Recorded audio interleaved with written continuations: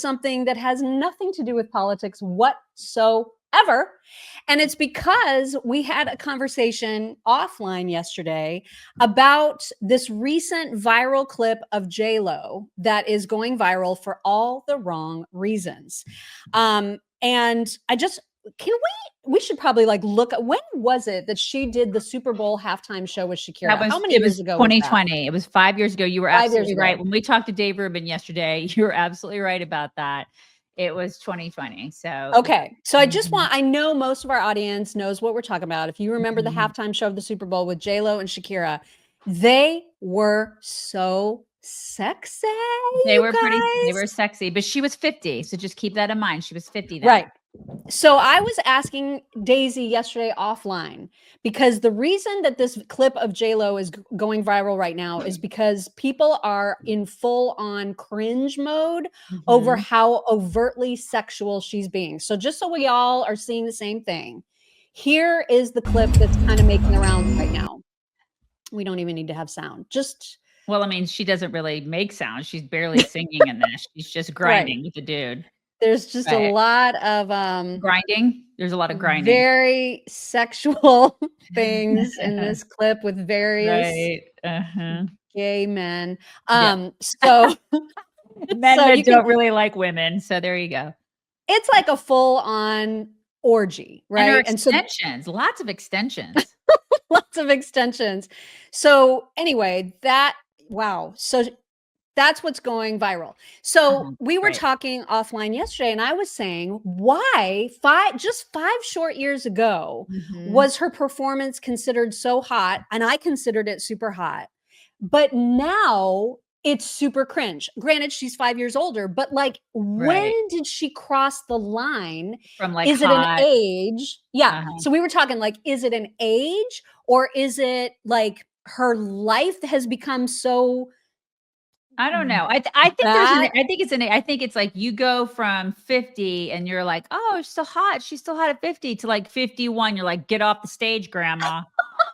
I think there's a line, you guys. There's a line, like you cross it and then you can no longer get up on a stage and grind in like a bathing suit looking thing. You just can't do it. Somebody's saying because of Diddy, but I think it transcends. Now, Dave Rubin, when we talked to him yesterday, he used the example of Tina Turner. Tina Turner could get away with that. Don't give too much away. I won't. Yes. I won't. But I won't. But she could get away with it. But I loved that example because she was never like grindy.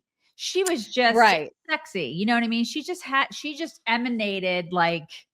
She didn't have to simulate actual intercourse. No. And there are a lot of women like that. But see, nowadays, I think women get up on a stage and they feel like they have to do that because they have no talent. And therein lies the difference between J-Lo and Tina Turner. Tina Turner was a true talent. And she also was inherently hot. I mean, she just happened to be hot at the same time. But I think J-Lo is talented. I mean, I think she's a good dancer. I think she's a reasonable singer. She's a terrible singer. But her songs, they've got some catchiness. No. Listen, people, it used to be that like we had the Whitney Houstons and people like that who could sing. Like the people who got famous for singing could sing. Nowadays, it's like get up there and shaking your ass, and that's singing. It's so. Don't do it at 55 and expect for people to be like, oh, it's so great because it's.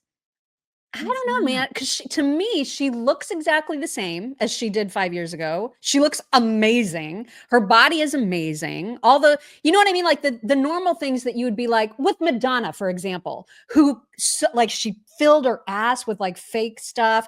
And then she did her face and put all the things in her. And she looked so ridiculous that it was easy to say, okay, Madonna, that's out of control. Right. The same. She's able to do the same kinds of dancing. And so I just don't know what has changed specifically between 5 years ago and today. 51. It's a cutoff. 51's the cutoff. It's like this. I think it's 51, you guys. It's like you become 51. You're like, get off the stage, grandma. That's what it is. That's my theory. And I'm sticking with it. It is the age 51. of 51. That's right. 50. It's And I 51, you just guys. don't know if that's right. I just You wanted to can't. get everybody's opinion about that because Mhm. I'm like stunned at the reaction to everybody saying, "Get off the stage, grandma," when Get 5 off years ago the they were stage, like, "Oh my god, grandma. you are so hot." He's 51. It's the cutoff. Okay, so there it is, you guys. 51 is the cutoff. Your Mhm. mileage may vary. You can tell us Right. when at what age you think You you guys let gotta us get off know. the stage, grandma. Let us know, grandmas. I know you don't have faith in anything anymore, but I know you do have faith in our friend Zach Abraham I at Bulwark do. Capital Management. I do have faith in him, you guys, See? and he's the guy who handles my retirement because, it was a mess before I called him.